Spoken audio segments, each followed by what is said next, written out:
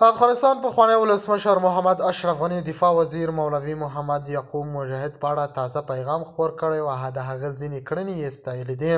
ډاکټر صاحب ښاغلي غني ویلي د یو کور لپاره یې ټول هیواد ولړزاوه او پاکستان تر دې مهاله ډیر په اندېښنې دی او د خبرو غوښتنه کوي.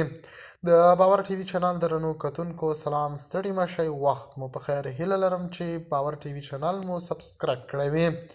د راپورونو له مخې اشرف غني ویلي چې ملا یعقوب د یو کور د ساتنې او د افغانستان د عزت لپاره داسې دریځ خپور کړی چې پاکستان یې هم په اندېښنې کې اچولی دی. د هغه په وینا دا کار د دې ښکارندویه کوي چې افغانان د خپل وطن د دفاع لپاره قوي اراده لري.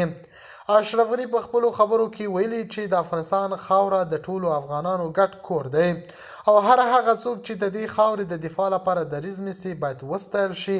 د هغه په وینا ملا یعقوب د افغانستان د دفاع لپاره یو قوي پیغام ورکړی دی. هغه زیاته کړې چې افغانان د تاریخ په اوږدو کې تل د خپل هیواد د ساتنې لپاره قرباني ورکړي.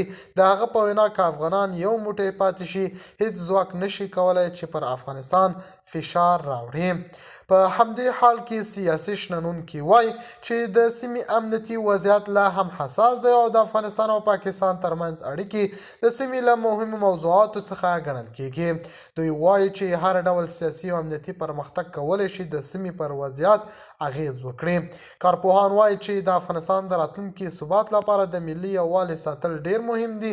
د دوی په وینا که افغانان یو موټی پاتې شي هیواد کولی شي له ستونزو څخه ووځي او د پرمختګ پر لور حرکت وکړي. د باور ټي وي چینل درنو لیدونکو، د افغانستان سیاسي او امنیتي وضعیت لا هم د بحث مهمه موضوع ده او امکان لري چې په راتلونکو ورځو کې په دې موضوع په اړه نور معلومات هم خپاره شي. دا ته دې مهال چمتو کړی خبر تر بیا خیر چرې.